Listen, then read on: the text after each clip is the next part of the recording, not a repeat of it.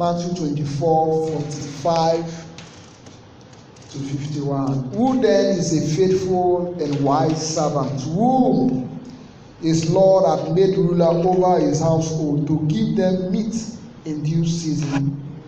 Blessed is that servant whom his Lord, when he cometh, shall find him so doing. Verily I say unto you, that he shall make him ruler over all his goods.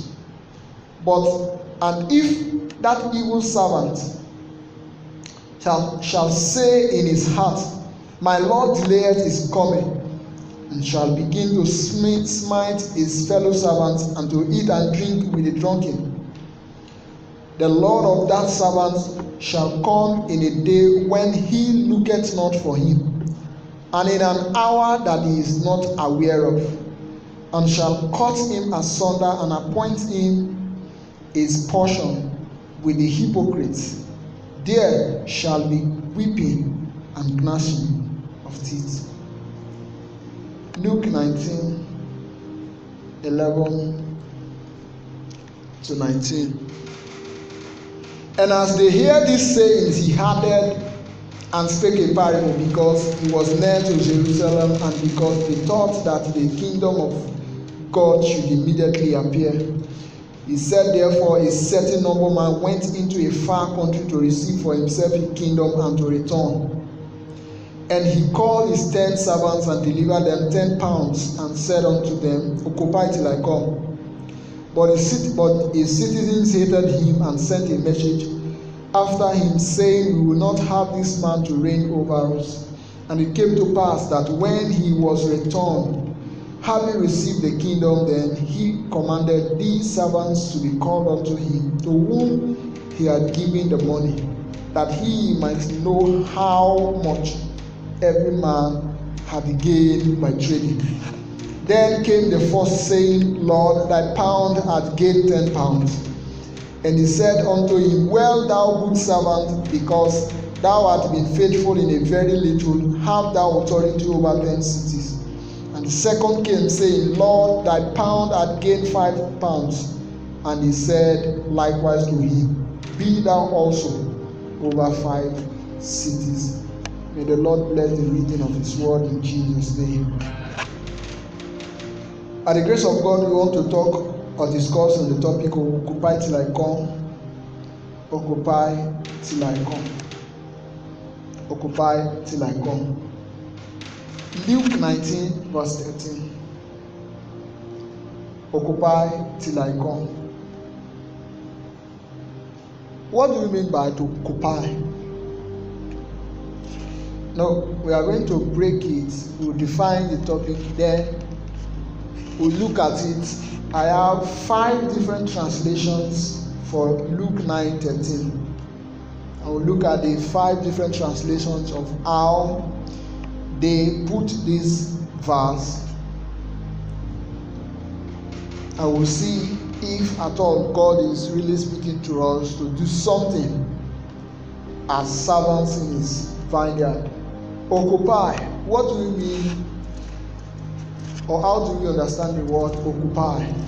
Occupy, fill up the gap, remain at your duty post, keep on doing what you are doing, or the work I have committed into your hand, until I come.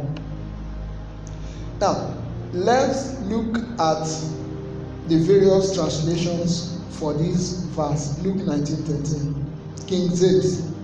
And he said, and he called his 10 servants, and delivered them 10 pounds, and said unto them, occupy till I come. NIV said, so he called 10 of his servants, and gave them 10 minas.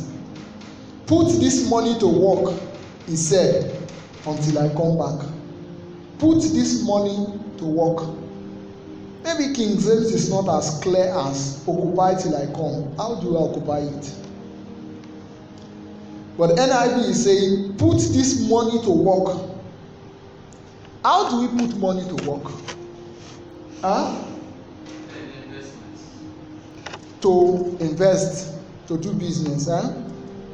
Good news said, before he left, he called his 10 servants and gave them each a gold coin and told them, see what you can do. See what you can earn with this while I am gone. See what you can earn with this while I am gone. Try to make profit of it.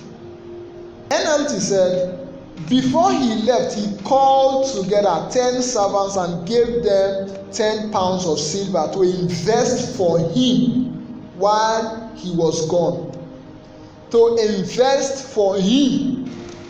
And Meshach said, but first he called 10 servants together, gave them each a sum of money, and instructed them, operate with this until I return. Operate with this until I return. 1 pound. Sometimes we compare ourselves to others by looking at how talented others are compared to us. I was like, this person can sing, this person can write, this person can preach, this person can do this, can do that. As for me, the only thing I can do is this. So where that person is speaking, I cannot go near, or I cannot come near. The first time I saw this scripture, I said 1 pound, and somebody was able to multiply that 1 pound 10 times. The other day the parable was, he gave 1 2 pounds, 1 5, and the 5 was able to multiply it to get 10. The 2 multiplied to get 5, but this time around 1 to get 10. So the issue is no longer how talented you are. The issue is, so long as you have at least 1, it is enough for you to make profit 10 times out of it. Do you really have a pound? Has God given you a pound? Has God given me a pound? And what am I doing with that pound?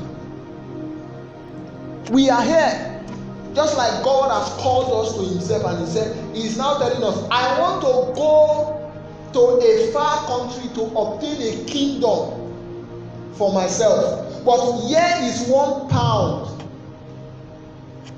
Make something out of it. Operate with it. Make sure you earn something with this pound before I return. I don't know when I will return, and I will not tell you when I will return. And he's saying, don't be like the wicked servant that will say, my master will not return now. Let me do as I like. Maybe when it is approaching when he will come, I will make amends, turn things around, and then be faithful. So that when he comes, he will not find me disappointing, or he will not be disappointed at me. Invest. NLT said, invest for me while I am gone. How much have we invested with what he has given to us? Is there any return we have made for him? Maybe you are a singer, you are a writer. Anything God has given to you. The Bible says, whatsoever your hand findeth to do, do it with all thy might. For there is no work for the grave that you are going. Because everyone is working towards the grave. That is the final end for every mankind. There is no work there. You are going there to rest forever, in joy or in pain. So invest with what I have given you now. There is a right up here. He gave these pounds to his servant not to buy rich stuffs for themselves as they expected, but with the charge, occupy till I come. Sometimes when your mommy or daddy want to travel, they will give you like, I want to be away, I will be away for 1 week. How many of you are in the house? take this 2,000, at least you can manage this 2,000 until I come back. But this time around, he's not giving you the 2,000 to manage yourself until you come back. He said, I'm giving you this 2,000 to invest for me. When I come back, I want to see the profit. I want to see the profit.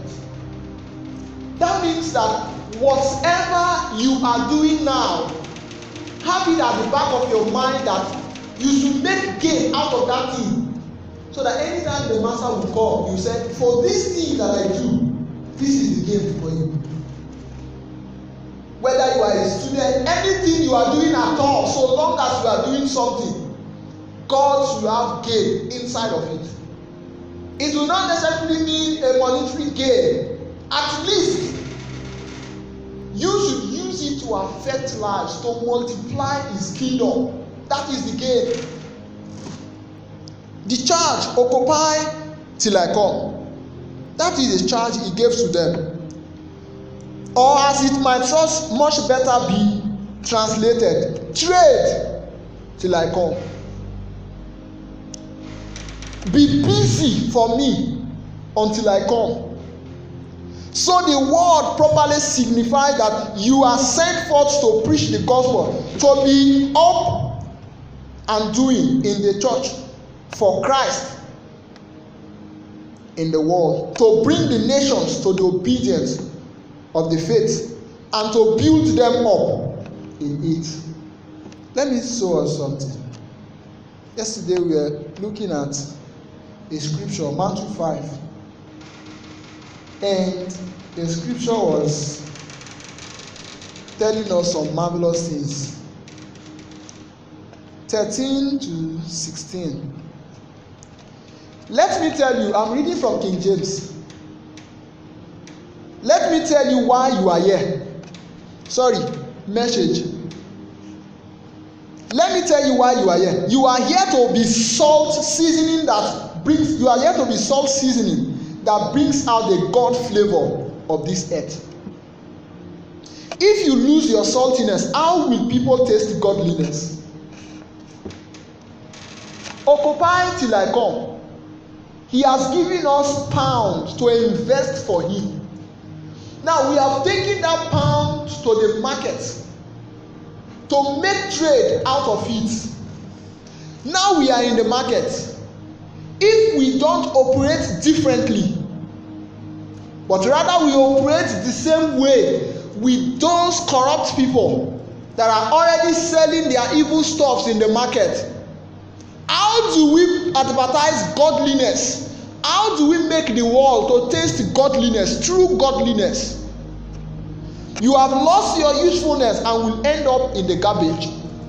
Anytime you lost your saltiness, you will end up in the garbage.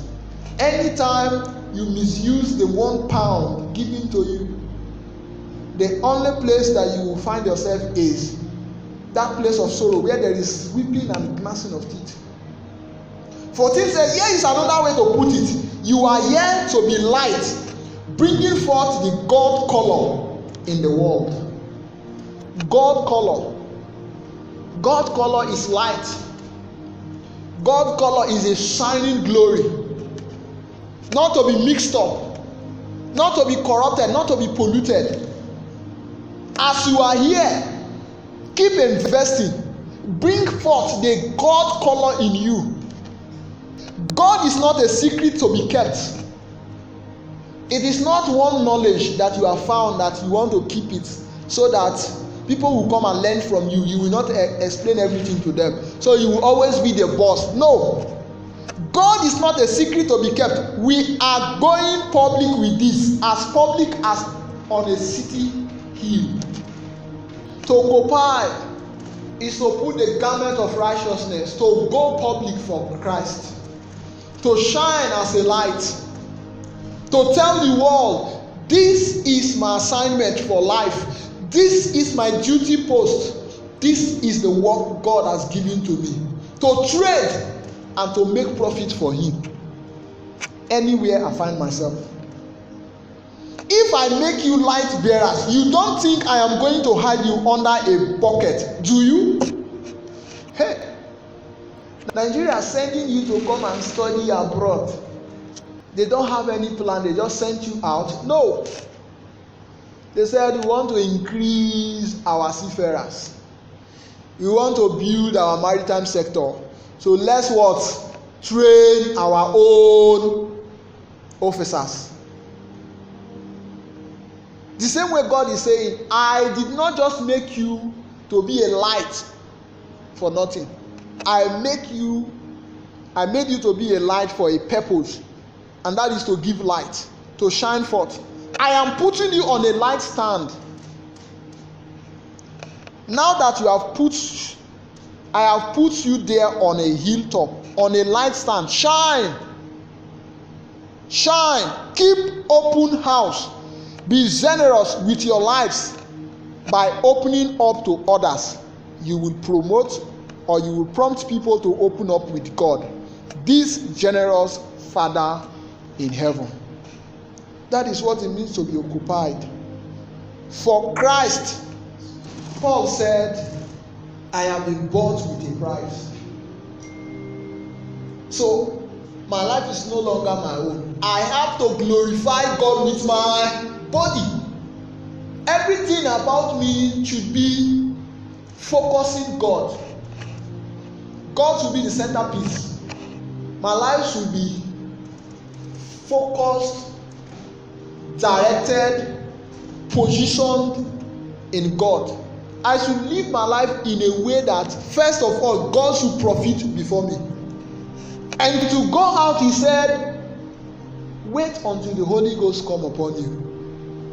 It's an empowerment for somebody to start a business for you, or start up a business for you. He will not just say, oh yeah, go and start. He will empower you with what? With money and other resources. He did not just give them or give us the pound. He said, wait until the Holy Ghost come on you. Acts 1 verse 8. He breathed on us and he said, receive the Holy Ghost. That is empowerment. Now said he, mind your business and make a business of it. Set about it in good earnest and stick to it. Lay out yourself to do all for good you can to the souls of men, and to gather them into Christ. All Christians have business to do for Christ in this world. All Christians have business to do for Christ. You and I, we have a business to do for Christ. On Sunday, we are talking about first fruits. But until you plant a seed, there will not be first fruit. Jesus was telling the people, until a seed of corn fall to the ground, die, it cannot grow. In other words, he's telling them, I come to die, so I will grow others like me. He said, I must do the work of my Father that sent me while it is day. For night cometh when no man shall walk. Have you started working your work? Do you really know the work he has committed into your hand? Paul said, I know what I am doing. I am not like that man that is just beating the air. Exactly, I know what I'm supposed to do for Christ, and that is what I am doing. And that is the reason why I have left so many things behind. And this has become a cause. I am running to achieve it, to get it. And thank God, finally he said, I have completed it. And he said, there is now time for me to receive the crown. I have completed the process. Each and every one of us has the race to run. Each and every one of us has to be fervent in what God has committed into our hand. And one main problem, one key problem is majority of Christians in the church don't really know what to do for God, or what to do in the house of God, or what to do when it comes to working with God. Yesterday I was discussing with somebody and I said, invent something, just invent something. So many persons are waiting for God to speak and say, Brother Maka, carry your Bible, go to Timisoara, enter so house, begin to preach. I am with you, don't fear. Before people want to go and say, yes, God has called me, yes, God has given me an assignment and I must do it. Joseph, no prophet came to Joseph and tell him, hey Joseph, this is your assignment, or this is what God wants to do. No. He dreamt 2 times and he was thinking that in his father's house he will become one big man that to rule that his father's house. At least he will be one big man to rule his father's house. Not knowing that in actual sense, God has programmed him to rule the world. How many times have we had dreams? Somebody is telling us, do this one, or this is what you will do, or like this. When we wake up, we just encourage ourselves, this is just a dream. I want a real one. I cannot build my faith on this dream. I want a real one. God, speak to me first. So many have come and gone without fulfilling their God-given plan and purpose. Not knowing what God has committed into their hands. The moment you give your life to Christ, He has already handed over that pound to you and said, I am coming back for you. Oh, this pound, invest with it. For me. The other day somebody was saying, why is it? Where did they get all this money to promote sports? Why is there so much money in football? And just to plant one small church, we are suffering. They are paying footballers per week millions of dollars, but pastors are in hunger. Sometimes 1 year, pastors have not received salary. Why? Because we don't really know what we are supposed to do. I asked somebody, where do you think beauty pageant come from? All these sports, tomorrow now, they will say, this is a new kind of sport. This one is a new one. They are promoting it with their money, with their stuffs. And people are living their whole life for those things. They want to make record in that thing. And that is what they will use their whole life to do for. Why can't Christians invent things that will draw people to God? We are always waiting for God to speak before we move. Why can't you just set up something that with your brain, with your wisdom? Why can't you set up something that will draw men to God, that will encourage men to draw closer to God? Why always waiting for God to speak in loud voice? When we have the idea, we will use it to make money for ourselves and to live comfortable, forgetting the business of Christ. Why? Haggai said, God said in Haggai, He said, I will put a hole. I have put a hole in your pockets. I have caused the land. If you put money in your bag, the money will fall off without you knowing. How possible is it? Look at your houses, very beautiful. Look at my house, desolated, scattered, tattered. Don't you know what you are supposed to do? Until you do the right thing, you too, you will continue to suffer. Invest for me, not for you. Invest for me, I will pay you. I am the CEO. God is the CEO. And He's saying, you are the salesman, the sales manager. Use this money to invest for me in this business. When you make the profit, I will pay you. Somebody used it to make 10 more pounds, and he said, I am giving you 10 more. You will become a boss over 10 cities. That is the profit. Mind you, Jesus was telling Peter, He said, there is no how you forsake everything and go about the business of the kingdom, and I will not reward you 100% here and eternal life hereafter.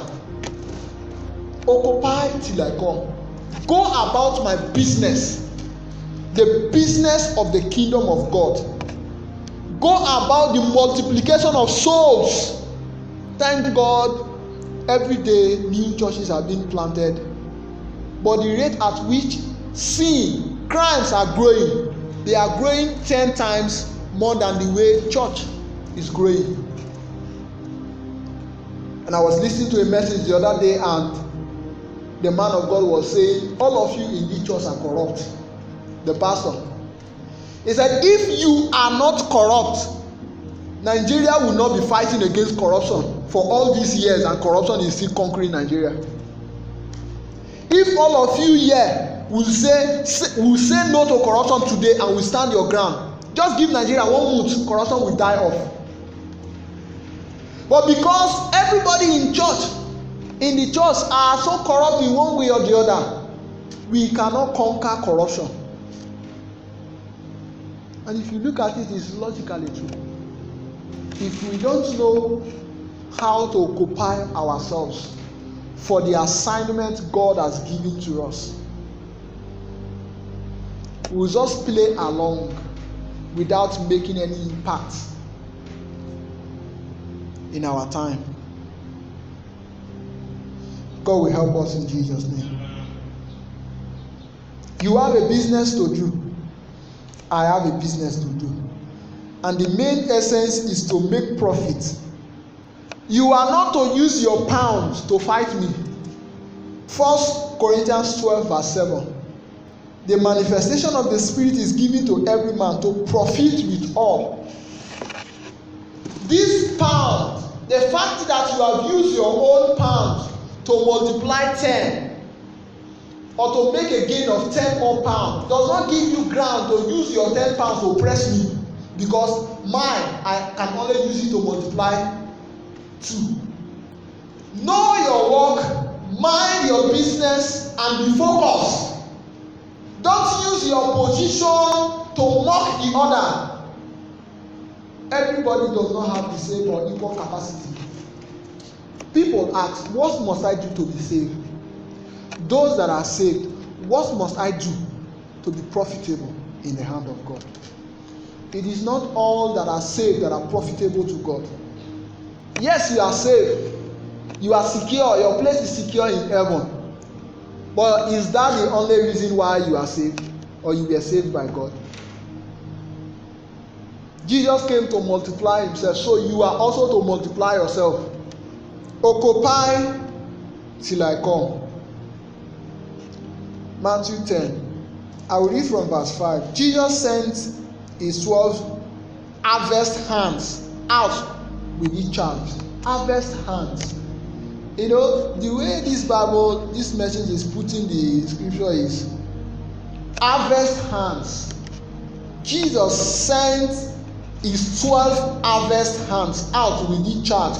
Don't begin by traveling to some far off place to convert unbelievers, and don't try to be dramatic by tackling some public enemy. Go to the lost, confuse people right here in the neighborhood. Tell them that the kingdom is here. Bring health to the sick, raise the dead, touch the untouchable, kick out the demons. You have been treated generously, so live generously. Don't think you have put on a fundraising campaign before you start.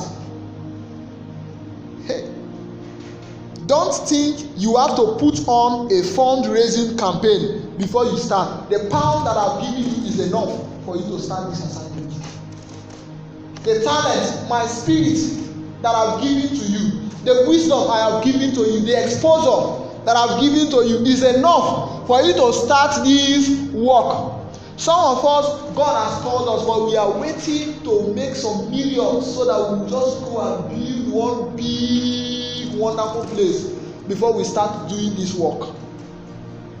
You don't need to put on a fundraising campaign before you start this work. Start it as soon as possible. I can return anytime. You don't need a lot of equipment. You are the equipment. And all you need to keep that going is 3 meals a day. Travel light. These are the equipment. You are the equipment. you will have food to eat. I will give you a torchlight that you use to travel. The Holy Ghost will go with you and he will be directing you, he will be showing you the way. When you enter the town or a village, don't insist on staying in a luxury inn. Get a modest place with some modest people and be content there until you leave. And when you knock on the door, be cautious in your greetings. If they welcome you, be gentle in your conversation. If they don't welcome you, quietly withdraw. Don't make a scene. 16 says, stay alert. This is hazardous work I am assigning you. You know, God is always sincere. The work is hazardous. The business is like crude oil business. It's a risky one. It's a dangerous one. Just like drug smuggling. It's a dangerous one. When they catch you, they can kill you that same moment. I know I am assigning you to do a dangerous work. You are going to be what? To be like sheep running through a wolf pack. Don't call attention to yourself. Be as cunning as a snake, inoffensive as a dove. Wisdom demands. Sometimes we only use our wisdoms in school or in the secular things, but when it comes to the things of God, how to make profit for God, we always wait to hear from the Spirit. We don't want to use our wisdom and our senses. Too much of it is bad. But use wisdom. Be wise as dove. Be wise as serpent, harmless as dove. God will help us in Jesus' name. He said, sometimes they will arrest you, but just be calm. Right where you are, I will give you the right word to speak. He says, seize every opportunity. Sometimes you think that they want to arrest you and suffer you, but seize it as an opportunity and use it to preach the gospel. There was a time they wanted to release Paul. Paul said, no, take me to Caesar. I want to go to Caesar. I want Caesar also to decide on this case. Why? Because he was looking for an opportunity to preach also to Caesar. He said, if you free me now, I may never in my lifetime have opportunity to appear before Caesar to preach to him. Don't free me. Take me to Caesar. Let Caesar also sit over my case so that I will share my testimony again. Occupy till I come. God has given you something. £1. He gave them £1 and somebody was able to multiply it 10 times. Thou, O man, art inexcusable. Because God, the other thing the Bible said, the people of Sodom will hold this generation accountable in the day of judgment, because they are hearing directly from the Son of God and they will not repent. They did not have an opportunity like this. You will not tell God and say, because of £1, that was why I could not be able to make something out of it. God will tell you, but I gave that £1 to another and he used it 10 times. God will help us in Jesus' name.